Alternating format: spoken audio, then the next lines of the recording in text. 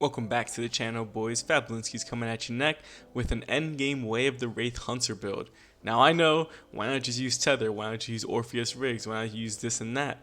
Well, I like to diversify the way I play, because if I keep running the so-called meta, which is like Tether and stuff like that, I'm just gonna get bored. I like to figure out fun ways to do the endgame content, not always using Tether or Titan Bubble or Well of Radiance. I like to come with other builds because these other builds can actually be pretty useful and a lot of fun.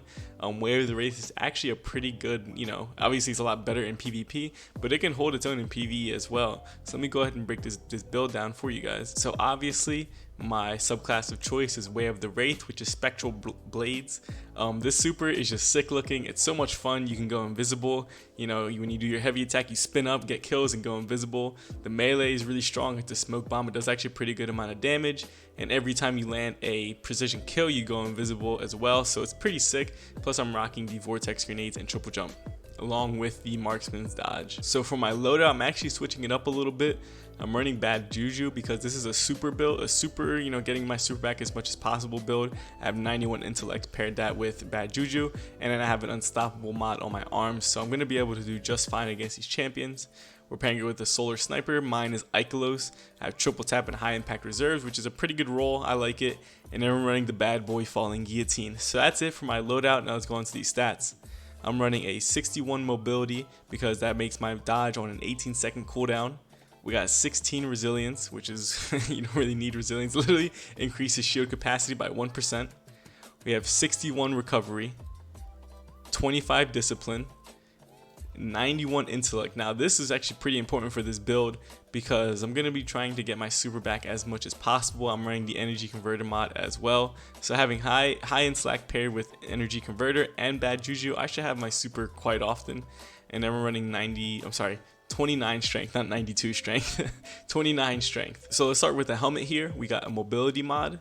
Now we're running enhanced scatter projectile targeting, honestly because I didn't know what else to put on here. I only had one slot left, so I was like, F it, just put this on there. And then we're running supercharge, so that we can have 4 stacks of charge with light as opposed to just 2. This works in hand with hand in hand with the energy converter mod, so I really like this mod right here for that reason. On my arms, we got an intellect mod. I'm trying to get as high intellect as possible. We got unstoppable pulse and enhanced pulse rifle loader because I'm running bad juju. I want to be able to help with some of these champions.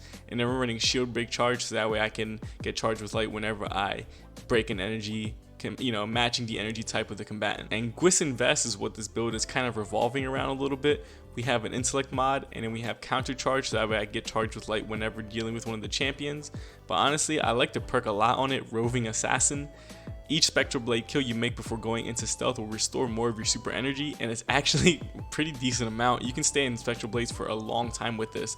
Plus, I believe you also get a damage resistance buff, so on top of already having damage resistance in a super, it's actually kind of tanky, and you can just run around, go invisible, get kills, stay in your super longer. It's actually really good for ad clear because there's a lot of times in the Nightfall where there's a group of like taking Acolyte or taking Scions, and they can mess you up a lot. So being able to go invisible and sneak up behind them and just wipe them out and then go invisible and get that super energy back, it's actually really valuable in the Nightfall. On my legs is nothing crazy. We just got intellect mod, and then we got taking charge, so that way I become charged with light whenever I pick up an orb of light.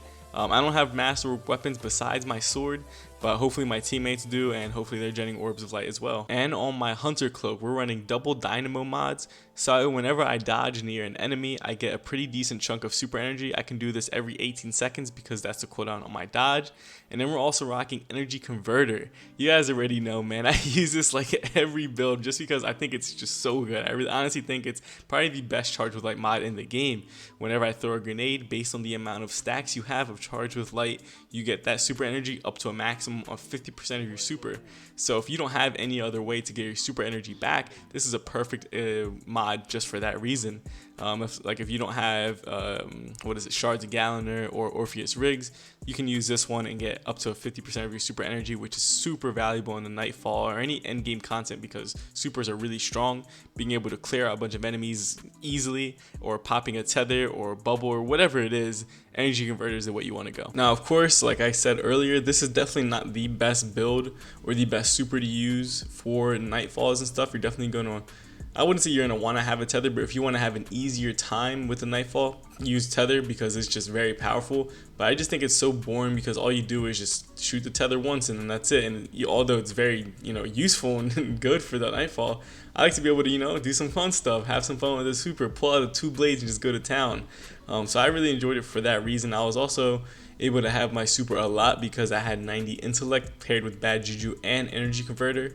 So as soon as I was done my super, I threw my grenade and immediately got 40% of my super energy back, then using bad juju to clean up the rest and get the rest of my super energy. Now with that being said, I do want to discuss a few things with you guys. I've really been thinking about streaming on YouTube, streaming Destiny 2 on YouTube specifically. A lot of the content I make is just builds and stuff, and I know it'd probably be a little bit more entertaining if you guys could actually see these builds and stuff that I make in action, as opposed to me just breaking it down and stuff. Plus I just enjoy playing Destiny. Like, if you guys are interested in just watching me play, maybe we can run some Nightfalls together or whatever it is. I don't really have anyone to play with. Most of these people I play with are just people I find on LFG. So if you guys are interested in watching me stream Destiny, let me know in the comments below and I will make time for it. Trust me, I will make time for that shit, because Destiny is my game, man. I love playing it, making these different builds and going through the Nightfalls, going through the dungeons. And if I can get enough people, if you guys are willing to watch me and do raids with me, we can even do that. So just let me know in the comments below what you guys think, if you guys are willing to watch me. If not, just I guess don't say anything, and I'll understand. I'll just keep making builds. I'm gonna keep making builds, or maybe I'll incorporate some kind of challenges or stuff like that. There was one I've been thinking about doing, the 1080 Nightfall solo challenge, and I know this has been done multiple times by other channels, but I've never done it. So I think it'd be a fun, nice challenge to do. I could stream that as well, as opposed to just making a video on it. If you guys want to see me suffer through the 1080 Nightfall by myself, we can do that. So just let me know in the comments below, and we'll leave it at that. But if you guys like this content, please like, subscribe, and share. It truly helps me out a lot. You can also check out my other videos. Links are in the description below. I have a lot of crazy builds in there, some fun matches, so go ahead and check that out. And you might as well follow my social media. I have a Twitter and an Instagram, both at @fat_bloonskis. But with all that being said, deuces.